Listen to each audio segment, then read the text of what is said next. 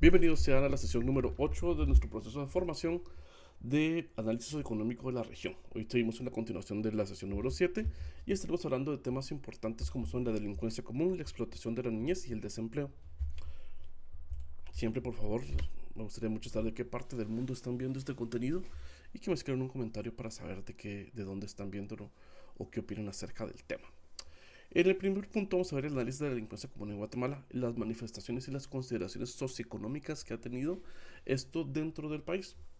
La delincuencia común en Guatemala pues es una manifestación significativa de la problemática socioeconómica que enfrenta el país. Este fenómeno abarca una serie de actividades ilícitas como robos, hurtos, extorsiones, crimen organizado a nivel local y está profundamente arraigado con las disparidades económicas y sociales, la falta de oportunidades y la debilidad institucional y otros factores que han contribuido a la persistencia y a la complejidad del mismo. Por ejemplo, de entre las manifestaciones políticas desde la delincuencia común en Guatemala, pues son los temas que ya vimos anteriormente, lo que acabo de mencionar en este momento, pero vemos que no solo va ligado, o sea, mucha gente dice como, es que mire, es por necesidad o porque no tiene o similar, pero por necesidad es donde nace la creatividad, principalmente para crear. Entonces, muchas veces se justifica, no se aprueba los actos delictivos porque ameritan o eran necesarios en su momento. Pero es únicamente una cuestión de, desde mi punto de vista, ¿verdad? Un aspecto más de moral y de ética de los valores que se nos han enseñado o que se les han transmitido a los niños en la sociedad o en las familias. Yo me gustaría mucho, si alguien tiene certeza de esta información, a partir de qué año, cuando se eliminó la clase de moral y ética en las escuelas, si hay algún índice de porcentaje de aumento de delincuencia. Y basta con ver cómo en este momento, en esta época, la autoridad está pues totalmente adorno. Hay niños que pues maltratan y golpean e insultan a sus maestros cuando se les aplica una corrección debidamente pues pertinente, ¿verdad? Para que no sea algo de abuso de autoridad o similar. Entonces, este tipo de situaciones, de nuevo, personalmente creo que es algo más cuestión de moral, de los valores que se le han enseñado en casa a las personas, más que algo que no se pueda solucionar como tal. Pero ahí, de nuevo, ese es mi punto de vista, es bastante válido el que ustedes tengan, o el que cualquier punto que esté en contra o a favor de lo que yo estoy exponiendo. Lo más importante pues siempre es investigar y crear un criterio específico con base a los temas que nosotros pues, hemos encontrado a lo largo del tiempo o lo que dictamina para que nosotros tengamos ese criterio y el tener esa postura a favor o en contra del tema como tal. Lo que sí es importante y no es un secreto, pues es que afecta fuertemente a Guatemala y es de los problemas que más temen los guatemaltecos en su momento, que le roben su teléfono, que le roben su carro, el no salir a ciertas horas de la noche porque es más peligroso.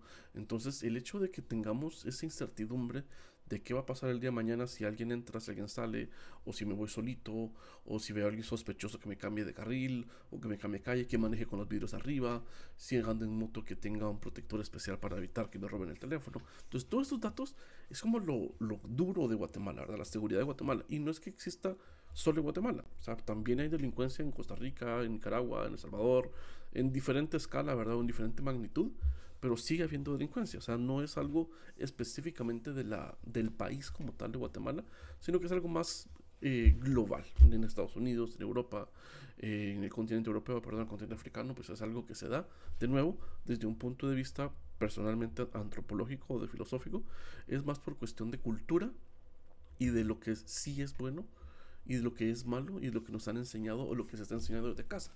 Unos datos importantes respecto al tema es que, según el Índice Global de la Paz, en el 2021 Guatemala ocupa el puesto número 137 de 163 países. El informe de la Comisión Internacional contra la Impunidad, Guatemala, la CICIG, destaca la penetración del crimen organizado en diferentes niveles de la sociedad y el Estado guatemalteco. Eso pues también no es un secreto, ya anteriormente se han develado algunas noticias respecto al financiamiento ilícito de campañas electorales, entonces esto es como muy complejo. La encuesta nacional de condiciones de vida del 2020 reveló que el 59.3% de la población de Guatemala vive en situación de pobreza y un factor que se relaciona estrechamente con la delincuencia. Un ejercicio que me gustaría mucho hacer, me gustaría de verdad mucho, mucho, mucho, y si ustedes tienen el dato exacto, sería ver o validar el precio de la canasta básica con base al salario mínimo de ley, para ver si es cierto que en realidad es lo que alcanza o para lo que está diseñado. Otro de los aspectos que tenemos aquí en telas que cortar será pues la explotación de la niñez en Guatemala, las manifestaciones de las condiciones socioeconómicas que se tienen dentro del país. La explotación de la niñez es una problemática socioeconómica que afecta gravemente a la población infantil del país. Principalmente pues, abarca las formas de abuso infantil, de trabajo, trata de personas, falta de acceso a la educación, servicios básicos. La complejidad de esta problemática pues radica en los factores como es la pobreza, la desigualdad, la falta de oportunidades y la vulnerabilidad a las familias guatemaltecas. Culturalmente hay muchas personas que, que eso se pensaba, ¿verdad? Era la idea que se tenía en esta línea, en esta corriente de pensamiento, y es que voy a tener muchos hijos para que trabajen todos y todos me puedan mantener. Y esa era la forma de pensar de antes. O voy a tener muchos hijos para que tenga muchas personas que me puedan ayudar en el campo. O voy a tener muchos hijos para poder mandarlos a trabajar. Y no se les ve como un futuro, no se les ve como una persona, como un hijo, sino como una máquina de hacer dinero. Parte de esto podemos ver, lastimosamente, pues todos los semáforos, o la mayoría de semáforos en la ciudad capital, donde vemos niños en situación de calle, lastimosamente, que están mendigando, que están pidiendo dinero, que están buscando ayuda. Y recuerdo, y tengo bien presente una campaña social que se dio hace varios años, que decía, donde motivaba a la gente a que no se les entregara dinero a los niños. Y parte de lo que se decía era, tu dinero me hace daño. Porque al tener una fuente de ingresos estos niños, seguramente pues se seguía ese círculo vicioso de seguir mandando a los niños a recuperar, a traer dinero. Y se podía ver y se habían hecho estudios. Y en México también creo que había algo relacionado al tema, donde los niños eran alquilados por ciertas personas para poder utilizarlos para pedir dinero, ya sea bebés o ya sean niños pues ya más grandes, ¿verdad? O preadolescentes, que se alquilaban y les daban obligado cierta cuota que cumplir para ir a recaudar dinero o vender cierta cantidad de productos diarios para evitar ser sancionados de alguna manera física por motivos eh, de seguridad en YouTube. Pues no puedo utilizar muchas palabras respecto al tema, ¿verdad? Pero creo que ya me di a entender bastante bien con esto, con el tema, con las palabras que utilicé. Entonces, esta explotación infantil, ¿en qué radica? O sea, ¿en qué afecta a Guatemala? Mucha gente podrá decir, es que sí, es que como está trabajando, pues produce, ¿verdad? Entonces, como produce, pues puede generar dinero, puede crecer económicamente, pero no necesariamente. La calidad de vida a nivel alimentario, pues es escasa o nula.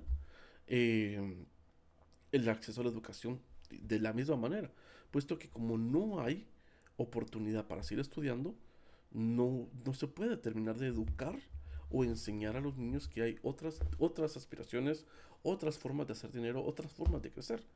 Y lastimosamente la mayoría de niños que crecen en situación de calle, principalmente por la explotación de la niñez a nivel laboral, pues son niños que no suelen encontrar el mejor camino en la profesión que deciden ejercer en un futuro, puesto que han vivido una vida tan difícil, tan dura, tan complicada, que en la primera salida de un ingreso económico fácil, pues suele ser el primer escape que tienen. Uno de los datos importantes que tenemos es que UNICEF aproximadamente, según UNICEF, perdón, aproximadamente el 46% de la población guatemalteca es menor de 18 años, lo que destaca la importancia de abordar la explotación infantil. El Informe Mundial sobre el Trabajo Infantil en la OIT señala que alrededor de 1 de cada 4 niños en Guatemala realiza algún tipo de trabajo infantil, principalmente en sectores agrícolas o domésticos. La falta de acceso a la educación de calidad es un factor clave que contribuye a la perpetuación de la explotación infantil en el país. Otro de los elementos que tenemos dentro de este aspecto es el desempleo. Y al final vemos que todo va de la mano, porque entonces no tenemos buena alimentación, no tenemos buen sistema de salud, entonces por lo tanto pues no voy a optar a un buen empleo, porque mi calidad y mi capacidad académica no va a dar para postularme a un puesto de trabajo donde yo sí pueda ejercer y tener una remuneración competente al mismo.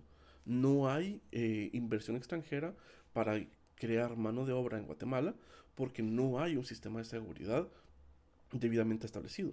No hay inversión extranjera porque hay una incertidumbre política dentro del país. Entonces vemos que todo al final, todo como que son muchos eslabones que se van haciendo para entender la problemática del país como tal. Y todo afecta desde la alimentación, desde la nutrición, desde la lactancia, desde el sistema de salud. Todo va afectando a lo largo del país y se vuelve una gran bola de nieve.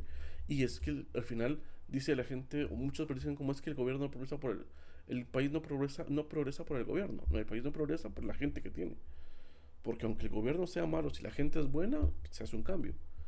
Entonces, eh, no es como muy fácil el poder entender o el asimilar, mejor dicho, a este tipo de situaciones. En el desempleo de Guatemala y las manifestaciones y las consideraciones económicas como tal está que Guatemala es una de las principales manifestaciones de la problemática socioeconómica que enfrenta el país.